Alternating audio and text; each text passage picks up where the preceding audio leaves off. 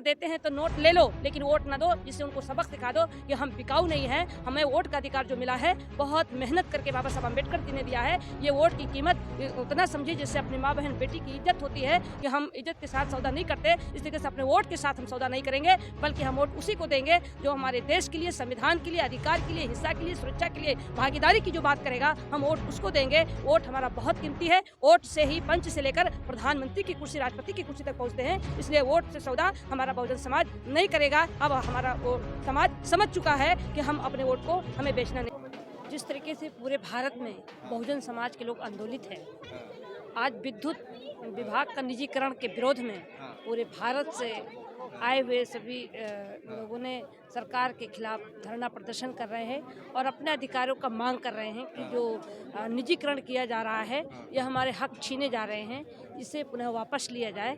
जिसके समर्थन में मैं जंतर मंतर पर आई थी और निश्चित रूप से पूरे भारत में बहुजन समाज के लोग आंदोलित हैं और मैं बहुजन समाज के आंदोलन के मैं साथ में हूँ। चूँकि मैं लोकसभा की सांसद रह चुकी हूँ, मुझे पता है कि भारत के संविधान में जो बाबा साहब अम्बेडकर जी ने कानून बनाए थे, विभाग बना करके आरक्षण के तहत बहुजन समाज के लोगों को नौकरी दी थी, उसे बहुत बारीकी से निजीकरण करके आरक्षण को समाप्त किया जा रहा है, जिसको लेकर मैंने लोकसभा में निरंतर आवाज़ को उठाया।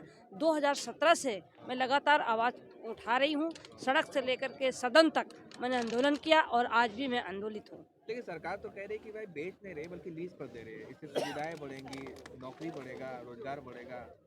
निजीकरण करके जो अधिकार खत्म किए जा रहे हैं, आरक्षण खत्म किए जा रहे हैं, जिससे आने वाली पीढ़ी का बहुत बड़ा नुकसान होने जा रहा है।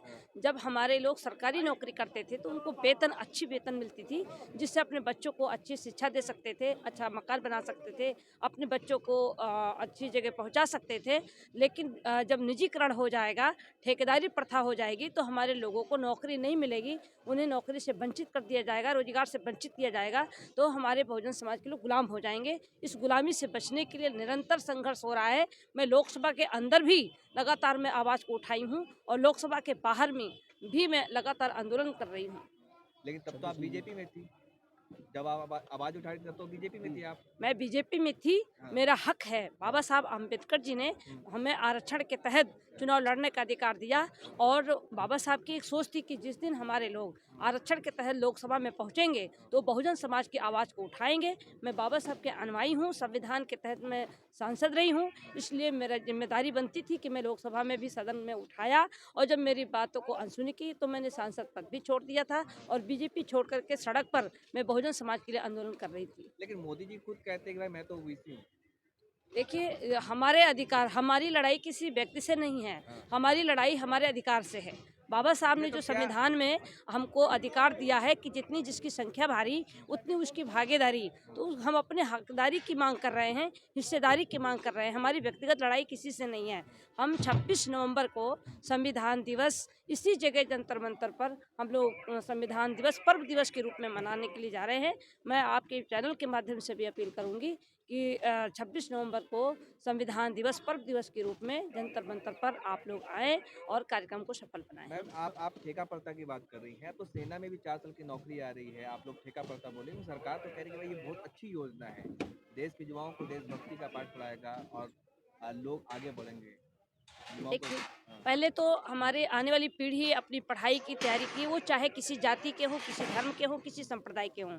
उनको जहाँ तक पहले जो नौकरी हुआ करती थी, चाहे वो किसी भी विभाग से संबंधित हो, चाहे वो सीमा से संबंधित हो, तो उनको 60 साल तक, उनकी जब तक उम्र नहीं होती थी तब तक वो नौकरी पे थे। अब वो 4 साल की नौकरी दे करके और फिर हमारे लोगों को कहाँ ले जाना चाहते हैं। 4 साल के बाद वो युवा क्या करेंगे, जिनका भविष्य न इधर का होगा न उधर का होगा।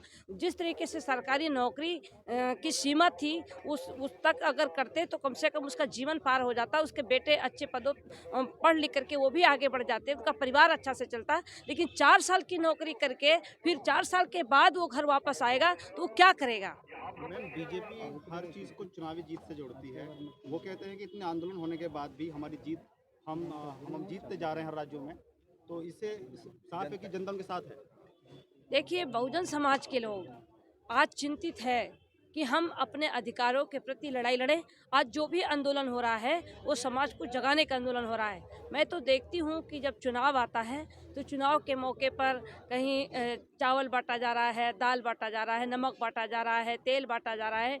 ये तो केवल चुनाव भर क्यों, चुनाव के बाद क्यों नहीं दिया जाता? आखिर चुनाव में जब चुनाव आता है तो गरीबों को लालच दे करके टुकड़ा फेंक करके और उनका वोट ले लिया जाता है।